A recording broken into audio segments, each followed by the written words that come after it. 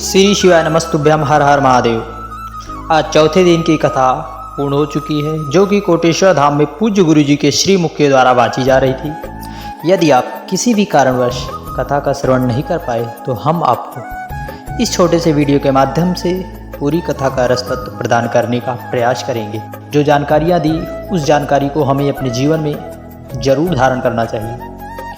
गुरु जी ने कहा, मानव शरीर द्वारा पाप हो जाएं तो हमें उसे पुण्य में बदलने का प्रयास करना चाहिए। वह राम कथा, शिव कथा, कृष्ण कथा आदि भागवत कथाओं से वह पुण्य में बदली जा सकती है।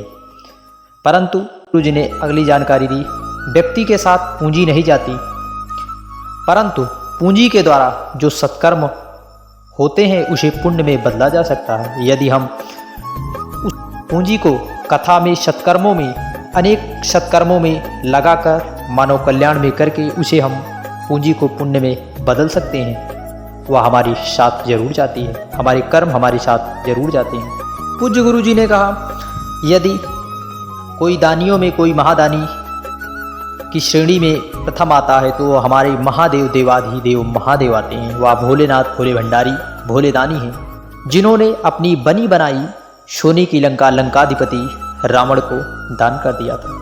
पूज्य गुरु जी ने कहा, यह हमें जीवन में धारण करना चाहिए।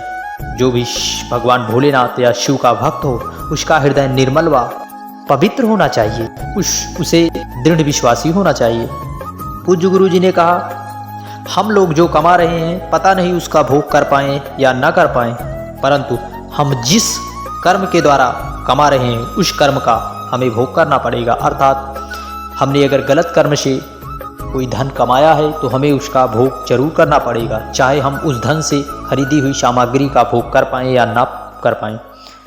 आज के पूज्य गुरु जी ने शमी व बेलपत्र का वर्णन करते हुए बताया, यदि हम भूल से भी बेलपत्र की छांव से गुजर जाते हैं तो भोलेनाथ की कृपा से हमारे पाप धुल जाते हैं। तथा शमी के पेड़ की महत्वता का वर्णन करते हुए पूज्य गुरु जी ने बताया, यदि हमारे निकास द्वार के दाहिने तरफ शमी का पेड़ हो तो भोलेनाथ की कृपा से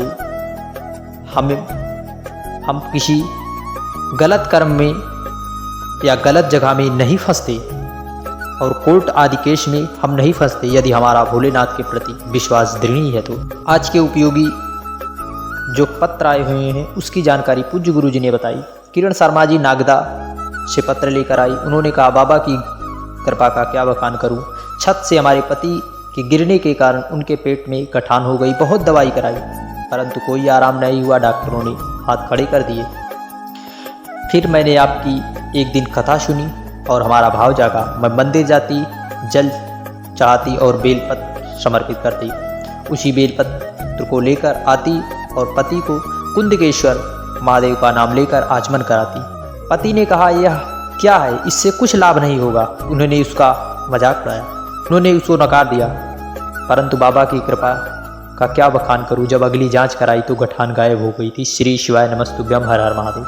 संगीता चौहान जी धार जिला से पत्र लेकर आई। उन्होंने कहा, मेरे पति के सिर में बहुत दर्द हो रहा था तो हमने जांच कराया तो डॉक्टरों ने ब्रेन हेमरेज बताया और ऑपरेशन करने के लिए बताया, और यह भी बताया यह बहुत ही रिस्क का कार्य है, इसमें इनकी जान को भी खतरा है। परंतु बाबा की कृपा, हम दवाई लेकर चले आए।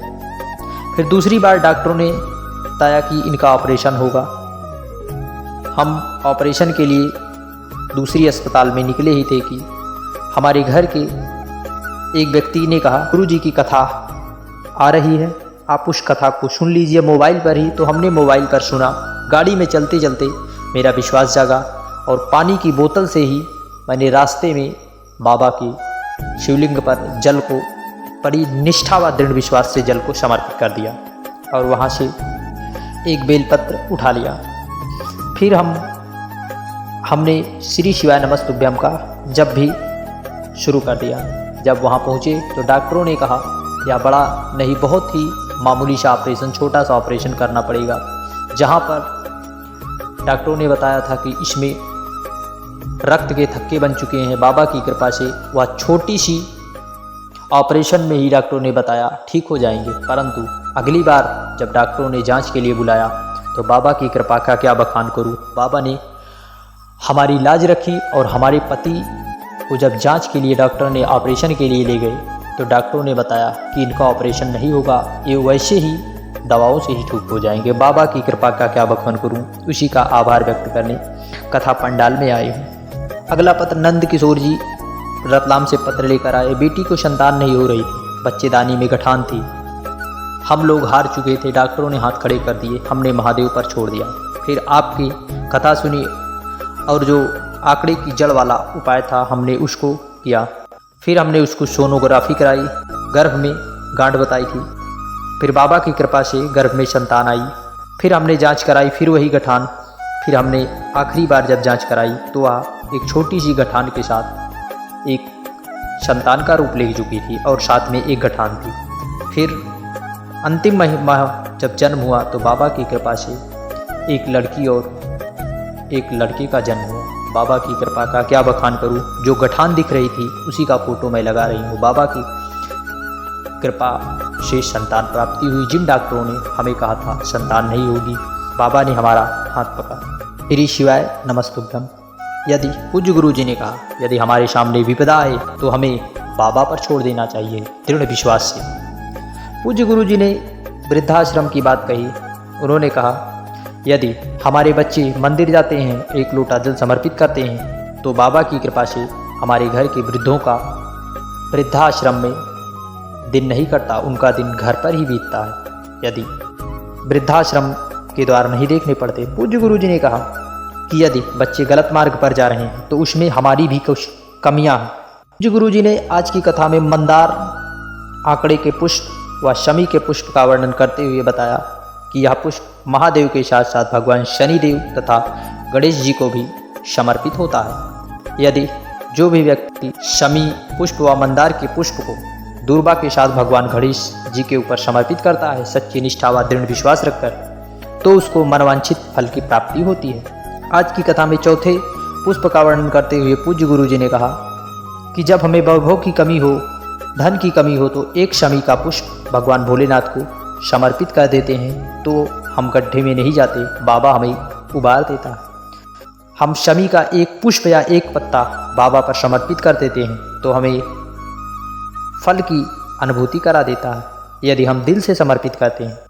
या यदि व्यक्ति शमी पत्र या पुष्प को सोमवार की अष्टमी या प्रदोष माह की शिवरात्रि पढ़ने पर यदि समर्पित करता है प्रदोष काल में तो बाबा की कृपा से उसकी सारी मनोकामना पूर्ण हो जाती। यदि आपको बहुत विषम परिस्थिति है, आपको भय लग रहा है कि हमारे घर में कुछ गलत होने वाला है, तो पूज्य गुरु जी ने गुलाबी आंकड़े का उपाय बताया। गुलाबी पुष्प को हम बाबा भोलेनाथ पर समर्पित करते हैं।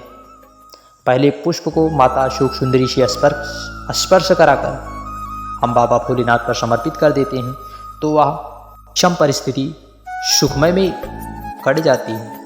श्री शिवाय नमस्तुभ्यम। हर हर महादेव। ओम नमः शिवाय।